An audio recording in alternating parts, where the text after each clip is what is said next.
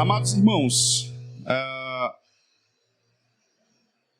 convido toda a igreja a abrir suas Bíblias na Epístola de Paulo aos Filipenses. Filipenses capítulo 4, leremos os versos 6 e 7. Diz assim a palavra do Senhor, escute com muita atenção. Não andeis ansiosos de coisa alguma. Em tudo, porém, sejam conhecidas diante de Deus as vossas petições pela oração e pela súplica com ações de graças. E a paz de Deus, que excede todo o entendimento, guardará o vosso coração e a vossa mente em Cristo Jesus. Senhor, nós estamos mais uma vez diante da Tua Santa Palavra. Queremos Te pedir, ó Pai, que o Senhor fale conosco mais uma vez nessa noite. Que nossos corações possam ser confrontados, consolados, de acordo com a Tua poderosa vontade. Que o Senhor possa abrir os olhos dos nossos corações, iluminar, ó Deus, pelo poder do Espírito Santo, o mesmo Espírito que inspirou o autor sagrado a registrar essas palavras, que ele possa iluminar também nossas mentes nessa noite. É o que te peço no nome de Cristo Jesus. Amém. Queridos, nós certamente vivemos em tempos difíceis. Naturalmente, esses tempos nos levam a ficar ansiosos com muitas coisas. São tantas notícias ruins que a mídia faz questão de nos lembrar o tempo todo. Você pode estar aflito com a possibilidade de mais uma guerra mundial. E a pandemia. Quantas pessoas perdemos? São tantas incertezas, tantos problemas e tribulações que nos cercam tão de perto que muitas vezes, como disse o apóstolo Paulo, chegamos ao ponto de desesperar da própria vida. Mas uma coisa é certa: enquanto nós estivermos habitando neste mundo quebrado, as coisas serão sempre assim. Alegrias cercadas de tristezas, conquistas marcadas por decepções. E a vida debaixo do sol, queridos, ela é assim mesmo. Ela é agridoce. Agora, o problema é quando nós passamos a ver apenas o lado amargo da vida. O que acontece quando geralmente enfrentamos tantas dificuldades praticamente ao mesmo tempo. E isso muitas vezes gera em nós ansiedade, que é, como se costuma dizer, o excesso de futuro, uma preocupação excessiva com o que vai acontecer, uma expectativa apreensiva com o que está por vir. E, meus irmãos, é natural que em algum momento da vida tenhamos algum tipo de ansiedade, mas nós não devemos viver em função dela. E eu, logicamente, não quero aqui generalizar, pois sei muito bem que há transtornos de ansiedade que possuem natureza física, e nestes casos, sim, você deve procurar ajuda de um profissional de saúde. Deus tem dado, por sua graça, sabedoria a esses homens, a esses profissionais, para ajudar as pessoas. Mas eu quero falar nessa noite da ansiedade que está relacionada muito mais à nossa fé deficiente. Quando muitas vezes, apesar de nós declararmos o contrário, nós não confiamos inteiramente em Deus para conduzir as nossas vidas. Nessa noite, queridos, gostaria de meditar um pouco sobre a solução para a ansiedade de acordo com o apóstolo Paulo. O apóstolo Paulo, sim, esse mesmo que, ao escrever essa carta aqui aos Filipenses, ele se encontrava preso em Roma. E eu creio que falar um pouco do contexto geral dessa epístola nos ajudará a entendermos melhor essa passagem que vamos estudar nesse momento. Então, queridos, Paulo escreveu a carta depois de ter recebido uma doação dos irmãos filipenses. Essa doação foi levada por Epafrodito, que era um membro daquela igreja. Contudo, essa carta é muito mais do que um agradecimento. Ela também tem como tema principal, podemos dizer assim, o encorajamento. O apóstolo Paulo quer encorajar os filipenses a viverem a vida como cidadãos da cidade celestial, evidenciando isso pelo seu compromisso com o serviço a Deus e de uns para com os outros. Cristo, nessa epístola, meus irmãos, é mostrado como modelo. E Paulo também se apresenta como um exemplo a ser seguido nesse sentido. Ele estava, como já dissemos, numa prisão domiciliar, assumindo que ele estava em Roma nesse momento, conforme o relato de Atos 28. Isso poderia, meus irmãos, ser uma fonte de angústia para Paulo. Veja, estava preso com a possibilidade de uma execução iminente. Apesar disso, o apóstolo queria assegurar à igreja em Filipos que ele estava bem por meio da sua fé em Cristo e que seus sofrimentos, eles até contribuíam para o progresso do evangelho. O apóstolo, em face dos sofrimentos, da prisão e até mesmo da possibilidade de uma execução, ele ainda conclama aqueles crentes a se alegrarem no Senhor, pois a nossa pátria está nos céus, onde também aguardamos o Senhor que transformará, como o apóstolo diz, o nosso corpo de humilhação para ser igual ao corpo da sua glória. Aquilo que poderia trazer preocupação, ansiedade e angústia não abalou o apóstolo Paulo, pois a sua alegria, ela não era baseada nas circunstâncias, mas no fato que Cristo estava sendo pregado e no fato de que o seu trabalho, ele não era inútil, como ele diz, capítulo 2, versículo 16. Paulo, interessante, ele diz inclusive que estava disposto a morrer em prol da fé.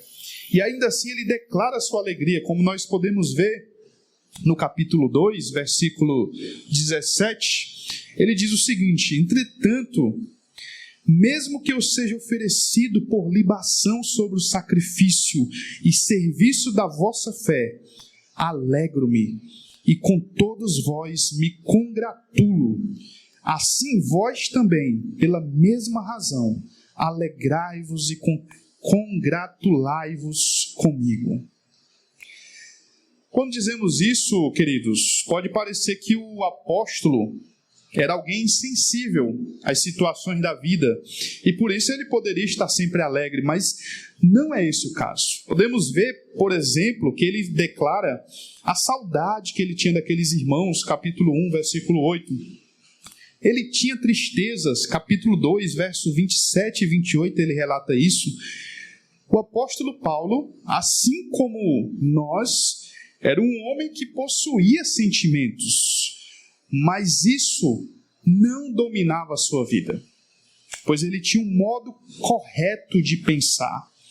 E aí vemos ele dizendo, no capítulo 3, versículo 13, esquecendo-se das coisas que ficam para trás, mas avançando para as que estavam diante dele, ele prosseguia para o alvo, para o prêmio da soberana vocação de Deus em Cristo Jesus. Sim, meus irmãos, o apóstolo Paulo pensava nas coisas do alto. Como ele mesmo disse certa vez aos irmãos colossenses. E nessa noite, pela graça de Deus, falaremos um pouco sobre como lidar com a ansiedade que tanto nos impede de contemplar essas coisas que o apóstolo Paulo vislumbrava. Então volte comigo, capítulo 4, versículo 6 começa: não andeis ansiosos de coisa alguma. Paulo, nesta sessão, ele faz uma série de exortações aos seus destinatários, e entre essas exortações ele coloca, veja, um imperativo negativo: não andeis ansiosos. Algumas versões podem trazer: não estejais inquietos, ou não fiquem preocupados. E o apóstolo, ele não está sozinho ao nos exortar nesse sentido. Esse mesmo verbo que foi utilizado aqui também é utilizado em outras partes da Escritura. Vamos analisar os usos desse verbo, que eles nos farão compreender melhor essa passagem. Primeiramente, esse imperativo negativo, nós vimos que o próprio Senhor Jesus deu ordens para que nós também não andássemos ansiosos. Abra sua Bíblia em Mateus, capítulo 6.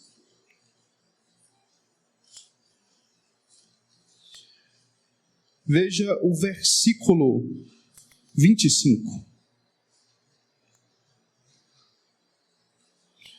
Jesus diz: por isso vos digo, não andeis ansiosos pela vossa vida, quanto ao que haveis de comer ou beber, nem pelo vosso corpo, quanto ao que haveis de vestir. Não é a vida mais do que o alimento, e o corpo mais do que as vestes? Lá para o versículo 31, ele diz: portanto, não vos inquieteis, dizendo que comeremos, que beberemos, ou com que nos vestiremos. Versículo 34, portanto, Jesus diz: não vos inquieteis com o dia de amanhã, pois o amanhã trará os seus cuidados. Basta ao dia o seu próprio mal. Nós vemos também a passagem paralela a isso em Lucas, capítulo 12, versículo 22. Lucas 12, 22. Jesus diz: a seguir, dirigiu-se Jesus aos seus discípulos, dizendo: por isso vos advirto, não andeis ansiosos pela vida, quanto ao que haveis de comer, nem pelo vosso corpo, quanto ao que haveis de vestir. Queridos, nós também podemos ver, pela palavra de Deus, que a ansiedade, ela não resolve nada na nossa vida, ela é completamente inútil. Agora volte para Mateus capítulo 6, versículo 27. Qual de vós, por ansioso que esteja, pode acrescentar um côvado ao curso da sua vida? E por que andais ansiosos quanto ao vestuário? Considerai como crescem os lírios do campo, eles não trabalham nem fiam. Lucas 12 também, a passagem paralela, diz assim, Lucas 12, versículo 25: qual de vós, por ansioso que esteja, pode acrescentar um côvado ao curso de sua vida? Se, portanto, nada podeis fazer quanto às coisas mínimas, por que andais ansiosos pelas outras? E se você voltar aí algumas páginas, Lucas 10, capítulo 10, versículo 41, Jesus falando ali com Marta, ele diz: respondeu-lhe o Senhor: Marta, Marta, andas inquieta e te preocupas com muitas coisas. Portanto, a ansiedade, ela não resolve nada. Ela é completamente inútil na nossa vida. Nós vemos também o uso desses verbos relacionados, podem ser traduzidos com ansiedade, com cuidado, com preocupação. Nós vemos também no sentido de preocupação quanto ao que vamos falar diante de situações de testemunho, né? Esse verbo também é usado nesse sentido menos negativo, porém ainda assim como algo a ser evitado. Aí volte para Mateus, agora capítulo 10. Mateus 10, versículo 19. Veja só. Jesus falando aos seus discípulos, ele diz: e quando vos entregarem, não cuideis, não vos preocupeis em como ou o que haveis de falar, porque naquela hora vos será concedido o que haveis de dizer. Outra passagem também nesse mesmo sentido, agora volte para Lucas 12. Lucas 12, versículo 11.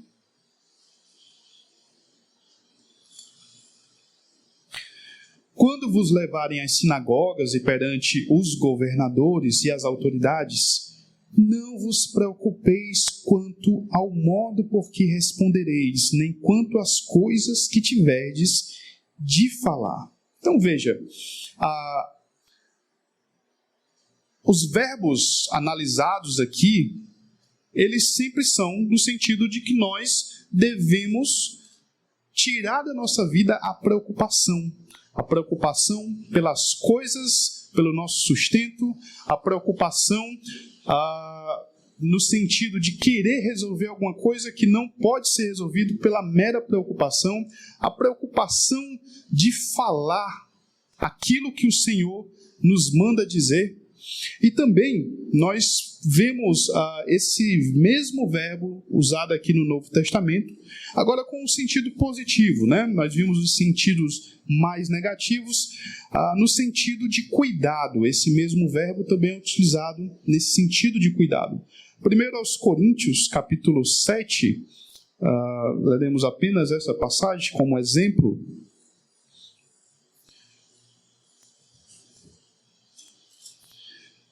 Versículo 32 diz assim: o que realmente eu quero é que estejais livres de preocupações.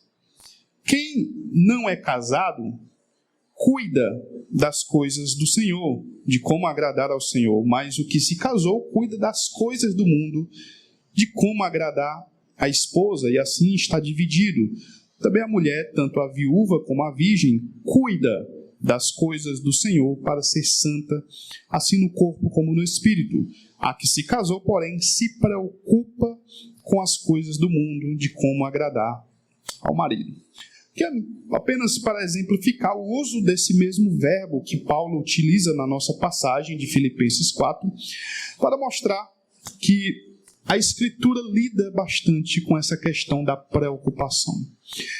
Agora que vimos os usos desses verbos, alguns exemplos, podemos dizer, ok, entendi, não devemos ficar ansiosos, mas fica a pergunta, como faremos isso? E o apóstolo Paulo, então, prossegue nos mostrando o que devemos fazer. Então, volte agora para Filipenses, capítulo 4. Vamos continuar no nosso texto. Versículo 6. Não andeis ansiosos de coisa alguma, em tudo, porém, sejam conhecidas diante de Deus as vossas petições. Mas ao lermos esse texto, nós podemos pensar, Deus já não conhece todas as coisas? Ele não é aquele que, antes de abrirmos a boca, já conhece o que nós vamos falar, como diz lá o salmista, o Salmo 139? Não é Ele que esquadrinha nossos pensamentos, sonda os nossos corações, nos conhece melhores do que nós mesmos? Sim, meus irmãos, verdade, tudo isso é verdade. Mas ainda assim, o Senhor deseja que os nossos pedidos, as nossas petições, sejam conhecidas diante deles. Devemos apresentar os nossos pedidos a Deus em vez de ficarmos inquietos com as coisas que nos cercam. Ele sabe todas as coisas. mas Ele se agrada de nos ouvir apresentando as nossas demandas diante dEle. Está difícil, meu irmão? Conte tudo para o Senhor. Não é pecado você apresentar lamentos ao Senhor. Nós temos muitos exemplos disso na Escritura. Muitos salmistas se lamentaram diante das situações complicadas da sua vida, mas as lamentações, veja, elas são direcionadas a Deus. Isso é completamente diferente da murmuração. Na murmuração, que é pecado, você reclama de seus problemas para os outros, para as pessoas que não podem resolver os seus problemas. Isso demonstra falta de confiança em Deus. Em outras palavras, quando você murmura, você passa a mensagem de que não tem um pai e que está abandonado por Deus. E isso não é verdade. Por isso, meus irmãos, a murmuração é tão grave. É como se você agisse como se Deus não existisse, ou como se Ele não se importasse com você. Mas no lamento, você conta seus problemas para Deus. O único que pode resolver, e isso demonstra que você confia na provisão de Deus. Você declara a Ele que está difícil, mas que confia que Ele controla todas as coisas. E isso, meus irmãos, certamente agrada ao Senhor. Não faça como o povo que saiu do deserto, saiu do Egito e no deserto, depois de ver as maravilhas do Senhor, murmurava contra o Senhor. Está difícil? Clame ao Senhor. Nós não podemos esquecer que Ele é o nosso Pai. E, portanto, devemos lembrar o que Jesus disse acerca disso. Mateus capítulo 7, Jesus nos lembra, versículo 7, pedi, dar-se-vos-á.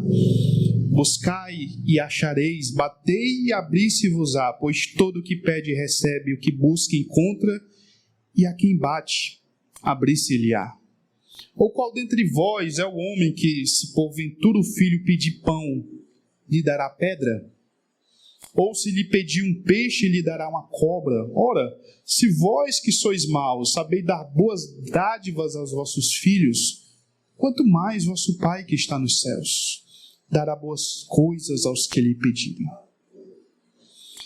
Note também que nós devemos apresentar diante de Deus nossas petições, mas há uma expressão antes que devemos prestar bastante atenção. Ele diz, em tudo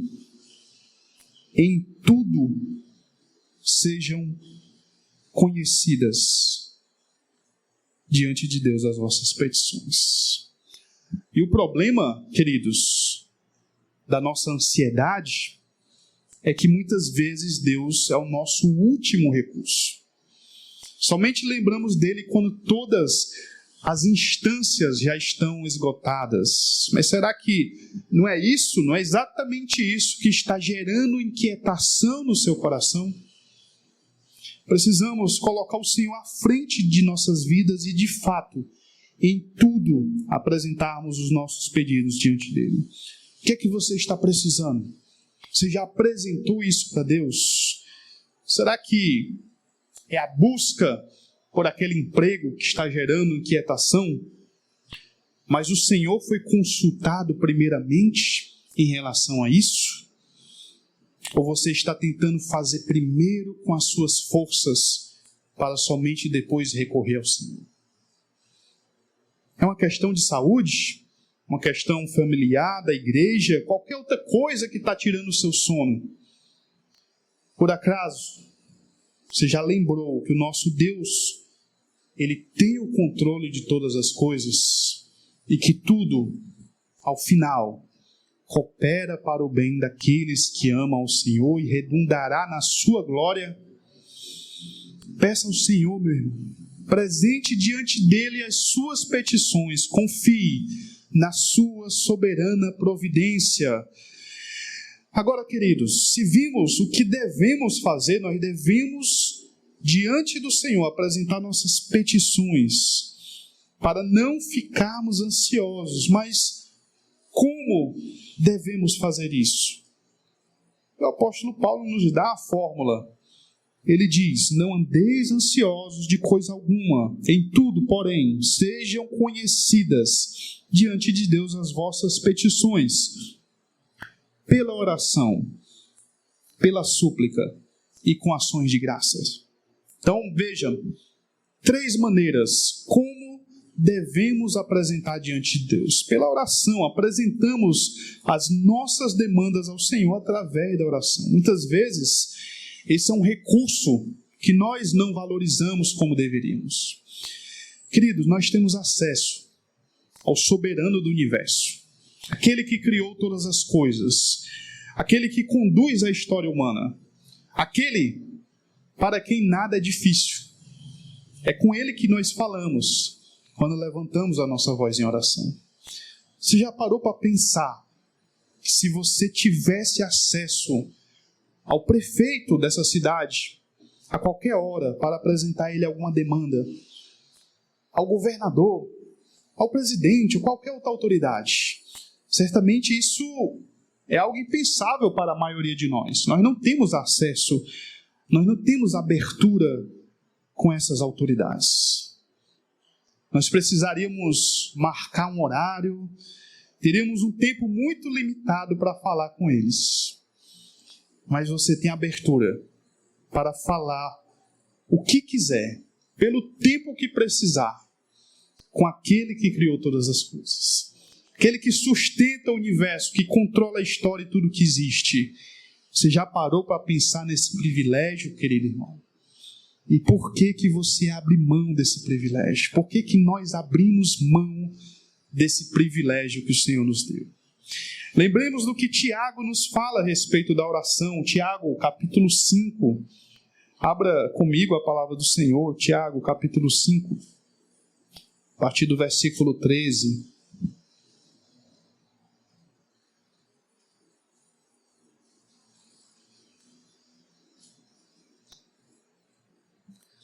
Está alguém entre vós sofrendo?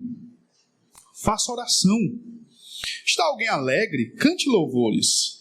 Está alguém entre vós doente? Chama os presbíteros da igreja e estes façam oração sobre ele, ungindo-o com óleo em nome do Senhor. E a oração da fé salvará o enfermo, e o Senhor o levantará. E se houver cometido pecados, ser-lhe-ão perdoados. Confessai, pois, os vossos pecados uns aos outros e orai uns pelos outros para seres curados. Muito pode, por sua eficácia, a súplica do justo. Elias era homem semelhante a nós, sujeito aos mesmos sentimentos, e orou com instância para que não chovesse sobre a terra. E por 3 anos e 6 meses não choveu. E orou de novo, e o céu deu chuva, e a terra fez germinar os seus frutos. O Senhor Jesus também falou diversas vezes sobre a dádiva que nos foi concedida pela sua obra poderosa. Veja, Mateus 21, capítulo 21, versículo 21. Jesus, porém, lhes respondeu: em verdade vos digo que se tiverdes fé e não duvidardes, não somente fareis o que foi feito à figueira, mas até mesmo se a este monte disserdes: ergue-te e lança-te ao mar, tal sucederá. E tudo quanto pedirdes em oração, crendo, recebereis. João 14, versículo 13 e 14. E tudo quanto pedirdes em meu nome, isso farei, a fim de que o Pai seja glorificado no Filho. Se me pedirdes alguma coisa em meu nome, eu o farei. O véu foi rasgado, meus irmãos, e hoje nós temos acesso direto ao nosso Pai, em nome do Filho, pelo poder do Espírito Santo. Nós não podemos menosprezar isso ou somente lembrar de clamar a Deus quando nada mais dá certo. Queridos, que a oração seja a nossa rotina, que em todas as situações estejamos orando. Lembre, o apóstolo Paulo fala em Tessalonicenses, 1 aos Tessalonicenses 5,17. Orai sem cessar. Mas a outra forma pela qual nós devemos apresentar nossas petições diante do Senhor é pela súplica. Mas orar e suplicar não seriam a mesma coisa? Não necessariamente. Nós suplicamos quando nós entendemos que não merecemos nada de quem estamos dirigindo a nossa súplica. Quando reconhecemos que não somos ninguém, que estamos diante do soberano do universo, nos dirigimos a Ele como suplicantes e não como quem está exigindo alguma coisa. Veja, o réu que se reconhece culpado, ele suplica a misericórdia. Nós não estamos na posição de exigir, mas nós precisamos suplicar diante do Senhor. Se por um lado nós temos hoje a ousadia de entrar no Santo dos Santos, como diz o autor de Hebreus, por outro lado, nós não fazemos isso pelos nossos méritos. Nós sabemos que nós chegamos diante do Senhor como indigentes, chegando na presença de alguém muito importante, e nós só podemos nos aproximar dele porque nós fomos aproximados pela obra de Cristo, pela obra de um terceiro. Nós não podemos nos achegar diante do Senhor do Universo, colocá-lo no canto da parede e dizer que nós não aceitamos as coisas, ou que nós determinamos. Nós não decretamos nada. Isso não é fé. Isso é fanatismo e até blasfêmia.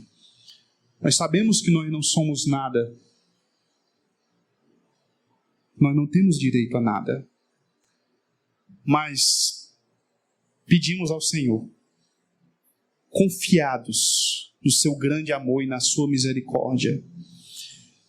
Nós sempre oramos no nome de Jesus.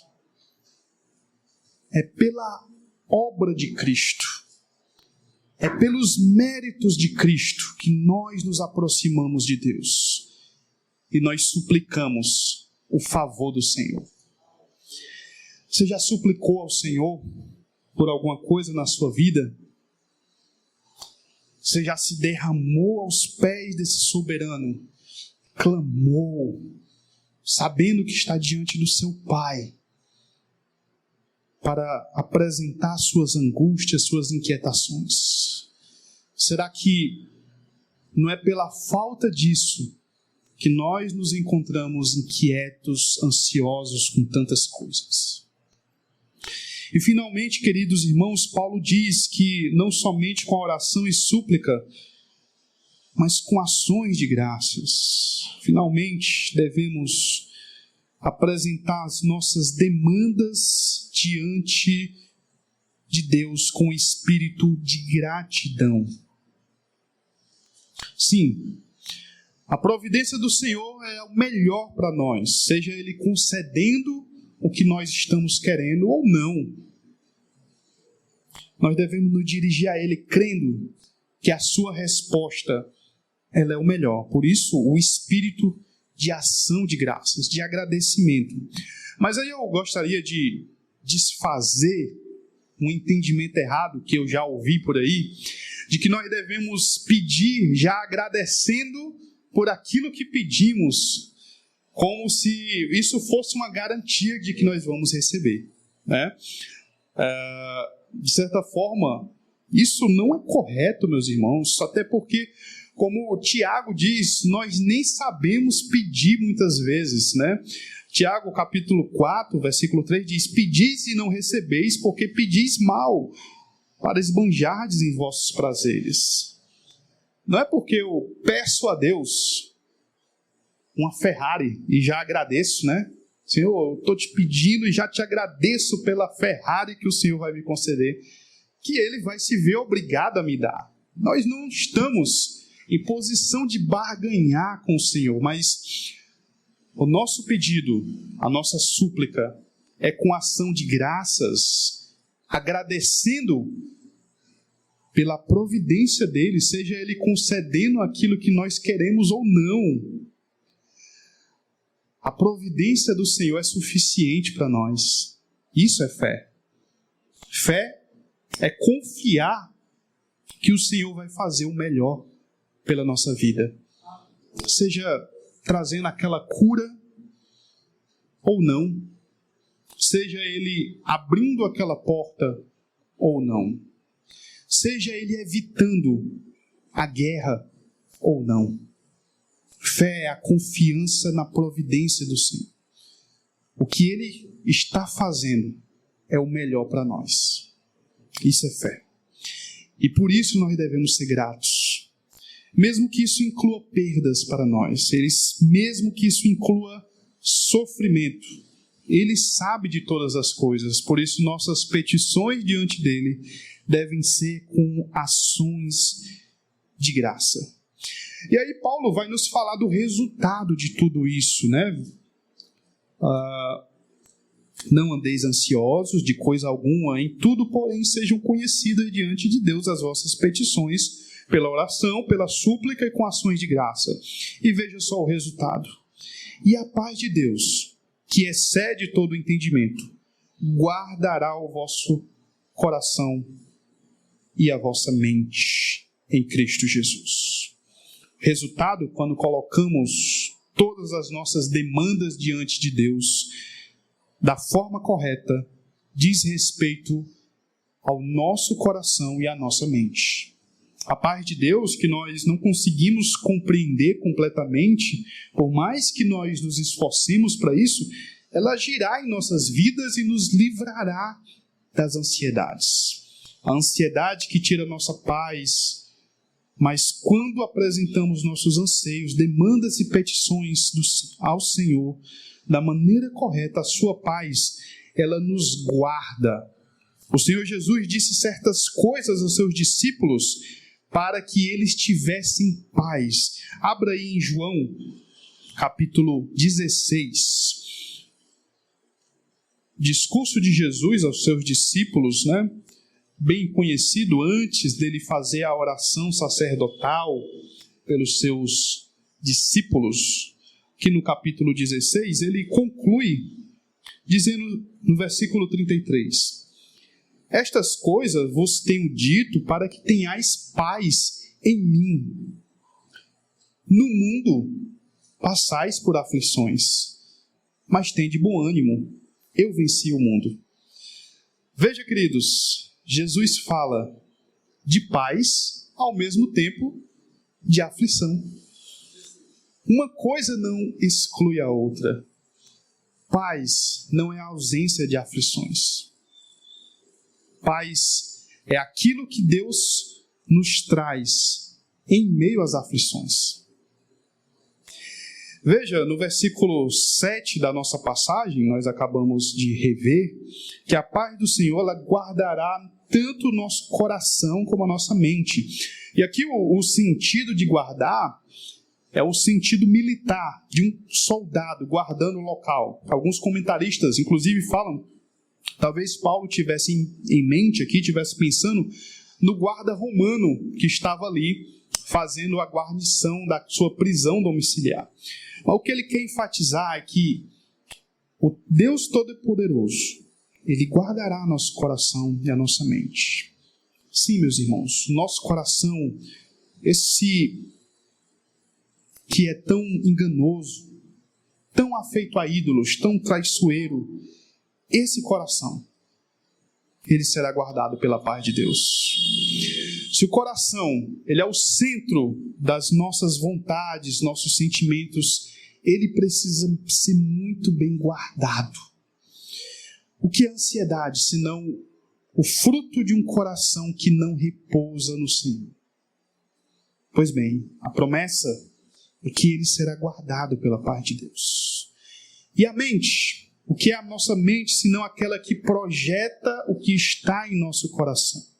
Essa mente também será guardada pela paz do Senhor quando nós confiamos a Ele todas as nossas petições. Mas aí eu pergunto, o que é que tem alimentado a sua mente? Será que você tem alimentado diariamente a sua mente com as redes sociais, com tanta baboseira que elas empurram goela abaixo? Quanto tempo você tem colocado diante de seus olhos, rolando por um feed sem fim, tantas futilidades que as redes sociais têm despejado? Meus irmãos, eu não estou aqui de forma alguma dizendo que nós temos que ser alienados do que se passa ao mundo ao nosso redor. Mas será que nós não poderíamos reduzir o consumo de notícias ruins que a toda hora nos são apresentadas nessas mídias? Muitas vezes, queridos, nós temos enchido as nossas cabeças com ensinamentos e princípios das séries, das novelas, dos filmes, e tudo isso tem gerado em nós muita inquietação, muita ansiedade. Será que não já aconteceu de você ficar impressionado com tantas imagens que colocou diante de seus olhos e a sua cabeça ficou a 1000 por hora sem você conseguir descansar, sem você conseguir pegar no sono? Quantas vezes nós temos ficado com o pensamento acelerado diante de tanta informação que é a marca da nossa sociedade, uma sociedade tão afeita aos espetáculos, às informações, aos montes que nós não conseguimos processar. O que é que tem alimentado a sua mente, meu irmão? Você pode estar pensando, então, que devemos simplesmente parar de alimentar a nossa mente com coisas fúteis, com coisas ruins, e tudo estará resolvido. Mas não é bem assim. Nós não devemos simplesmente esvaziar a nossa mente de coisas ruins e tolas. Nós precisamos enchê-las de coisas boas. E o apóstolo Paulo nos dá uma lista, uma pequena lista. Se você continuar aí a sua leitura da nossa passagem, Filipenses 4, veja só. No versículo 8 ele diz, finalmente, irmãos, tudo que é verdadeiro, tudo que é respeitável, tudo que é justo, tudo que é puro, tudo que é amável, tudo que é de boa fama, se alguma virtude há, se algum louvor existe, seja isso que ocupe o vosso pensamento. No versículo 9 ele diz, o que também aprendeste, recebeste, ouviste e viste de mim, isso praticais. E o Deus da paz será convosco. Veja, irmãos, nós não apenas teremos a paz de Deus, mas o Deus da paz conosco. Isso é o mais importante. Amados, deixe a sua mente trabalhar com imagens agradáveis, coisas boas e edificantes. Inunde seus pensamentos com a palavra do Senhor. Leia a Bíblia, ouça boas pregações. A sua mente não vai te surpreender com inquietações se ela é completamente dominada pela palavra de Deus. Quando o apóstolo Paulo traz essa lista, ele não está, evidentemente, se referindo apenas a atividades religiosas. Podemos dizer também, ouça boa música, leia bons livros, visite lugares belos, contemple a grandeza da criação, cultive memórias agradáveis, passe tempo com seus filhos, pois isso também glorifica ao Senhor. Encha sua mente de coisas boas, tire aquilo que é tolo, que é inútil, que é ruim, que só te gera ansiedade. Contemple o belo. Maravilhe-se com as coisas boas debaixo do sol. Como nós dissemos no começo, meus irmãos, a vida é agridoce. Gaste mais tempo com o lado doce. Ocupe o pensamento com essas coisas. Queridos irmãos, vocês querem experimentar a paz do Senhor em sua vida? A paz que independe das circunstâncias da vida, se as coisas estão bem ou não. Essa paz é prometida para guardar nosso coração e a nossa mente, se tão somente confiarmos tudo ao Senhor, apresentando tudo a Ele, com oração, súplica e ação de graças.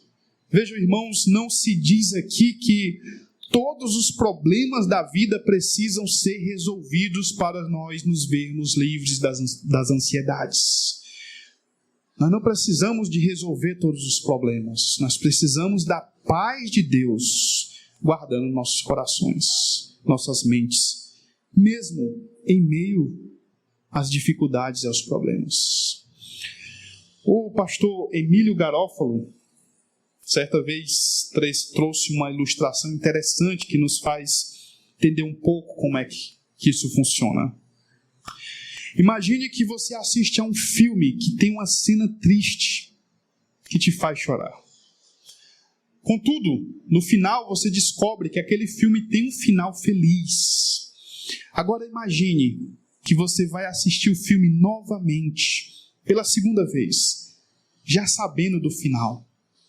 Diante daquela cena triste, você pode até chorar novamente.